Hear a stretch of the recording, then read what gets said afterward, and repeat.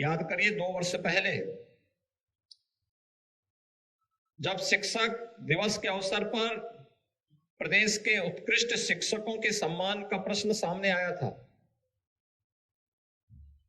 तो मैंने वो कार्यक्रम कैंसिल करवा दिया था, क्योंकि जब सूची मैंने देखी तो उसमें ऐसे ऐसे चेहरे थे जिन्होंने कभी स्कूल में पढ़ाया ही नहीं होगा, जो कभी जाते ही नहीं थे। तो मैंने कहा इन लोगों का नाम क्यों दे दें, इनको तो मैं रोज देखता हूं घूमते हुए, स्कूल कभी जाते नहीं है, ये न्यूयों को सुदृढ़ नहीं कर रहे हैं, न्यूयों को खोखला करने वाले लोग हैं, इनका नाम कैसे आ गया। और फिर पूरी सूची को सुधारने की जिम्मेदारी मैंने विभाग को दी और मुझे प्रसन्नता है आज प्रदेश के उन 94 शिक्षकों को बेसिक शिक्षा परिषद के 75 शिक्षक और माध्यमिक शिक्षा विभाग के 19 शिक्षकों को जिन्होंने कुछ अपने क्षेत्र में यूनिक किया है, विशिष्ट किया है, जिनका व्यक्तित्व उनके कृतित्व के कारण अन्य लोगों के लिए प्रेरणादायी बना है, उन्हें सम्मानित करते हुए मुझे स्वयं भी प्रसन्नता की अनुभूति हो रही है। इस अवसर पर सम्मानित होने वाले सभी 94 शिक्षकों के साथ साथ प्रदेश भर के उन सभी गुरुजनों का, एक शिक्षक तो हमेशा शिक्षक होता है, जो वर्तमान में है, जो इससे पहले अपनी सेवा से निवृत्त हो चुके हैं लेकिन समाज का मार्गदर्शन कर रहे हैं, उन सब का मैं इस अवसर पर हृदय से अभिनंदन करता हूं और शिक्षक दिवस की बधाई भी मैं उन सभी के प्रति इस अवसर पर व्यक्त करता हूं। उनके इस पावन जयंती के अवसर पर उनकी स्मृतियों को कोटि कोटि नमन करते हुए प्रदेश सरकार और प्रदेशवासियों की ओर से मैंने विनम्र श्रद्धांजलि अर्पित करता हूं।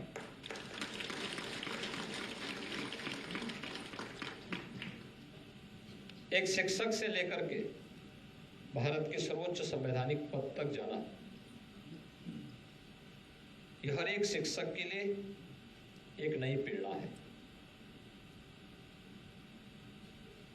अपने कृतित्व से व्यक्तित्व का निर्माण करना और उस व्यक्तित्व की विराट छाया में पूरे देश को एक नई दिशा देना, सर्वपल्ली डॉक्टर राधा कृष्णन के व्यक्तित्व और कृतित्व से हर व्यक्ति परिचित है।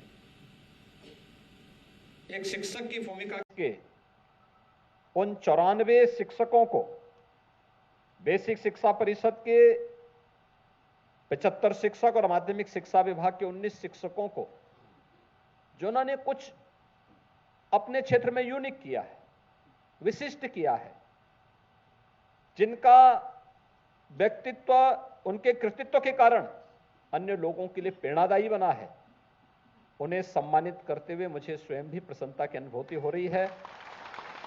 इस अवसर पर सम्मानित होने वाले सभी 94 शिक्षकों के साथ साथ प्रदेश भर के उन सभी गुरुजनों का,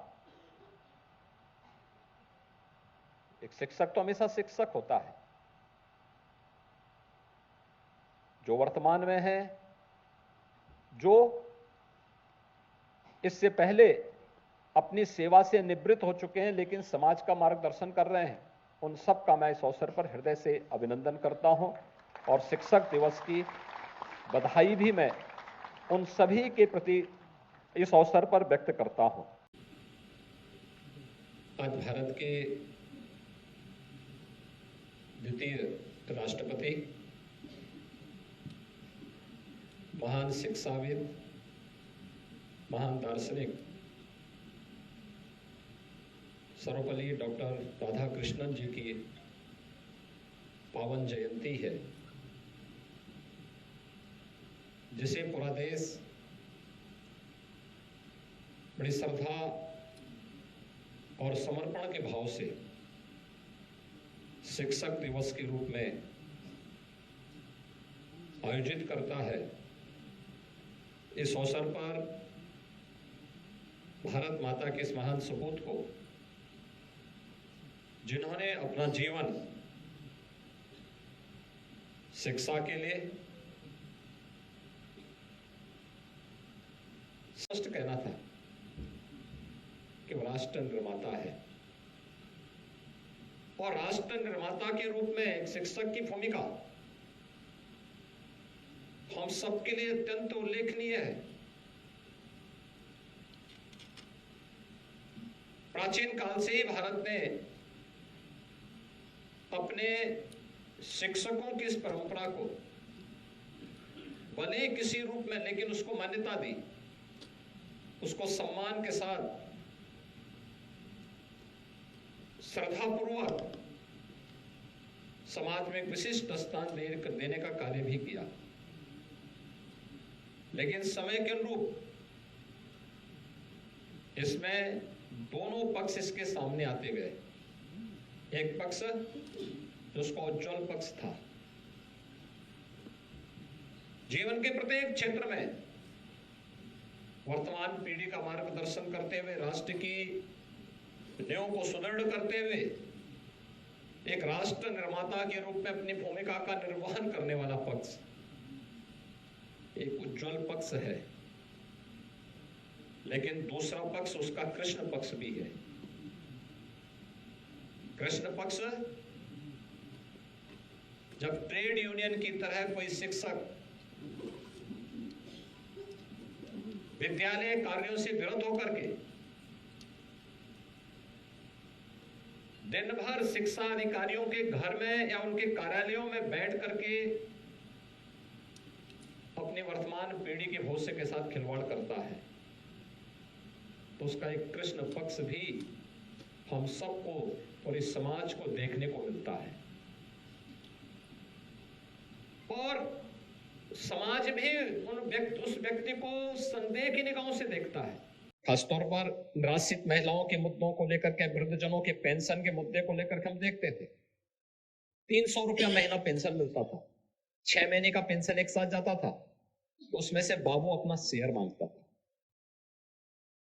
क्योंकि चेक देना है 1800 रुपए का चेक, उसमें से 500 रुपए का घूस दो।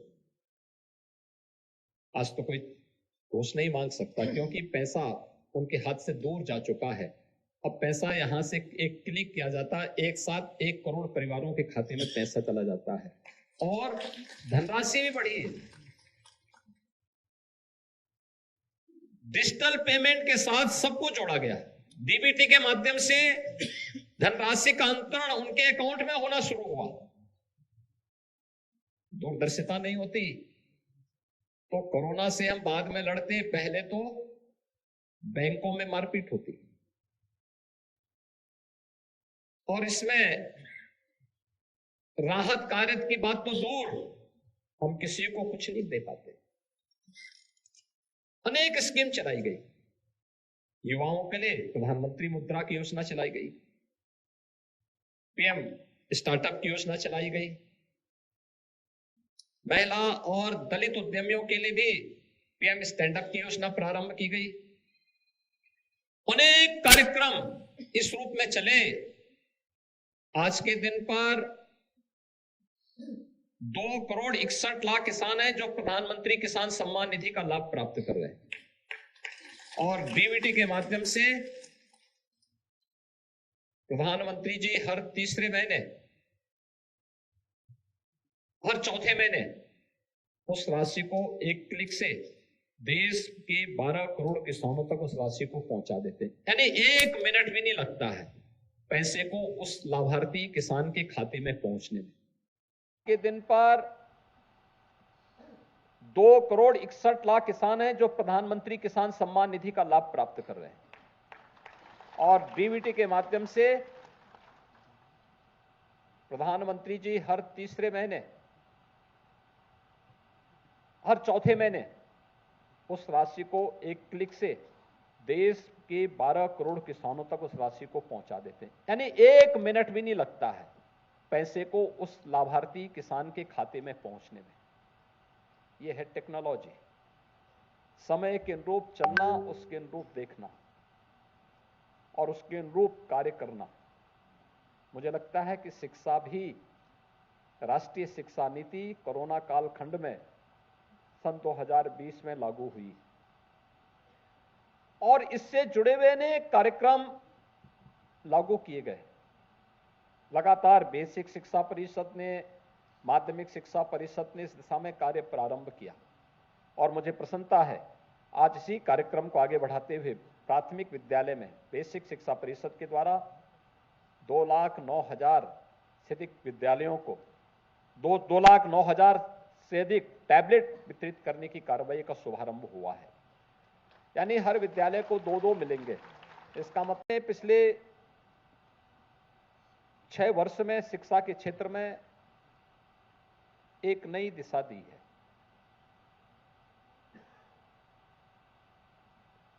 ऑपरेशन कायाकल्प के माध्यम से लगभग 90 से 95% विद्यालयों में काफी गुणात्मक सुधार देखने को मिला है।